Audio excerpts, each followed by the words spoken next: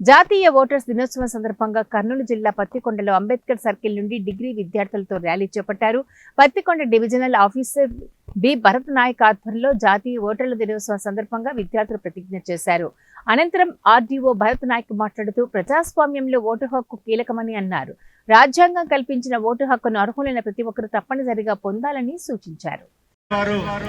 యువత, ముఖ్యంగా యువత వాళ్ళు ఓటు హక్కు ఉపయోగించుకోకుండా ఓటు అనేది చాలా తక్కువ నమోదవుతుందని జనవరి 20వ తారీఖు అందరికీ అవగాహన కల్పించాలని చెప్పి జాతీయ ఓటర్ల దినోత్సవంగా మనం చేసుకుంటున్నాము. ముఖ్యంగా 18 ఏళ్ళు నిండిన వాళ్ళు తమ ఓటు హక్కు తప్పకుండా వినియోగించుకోవాలి.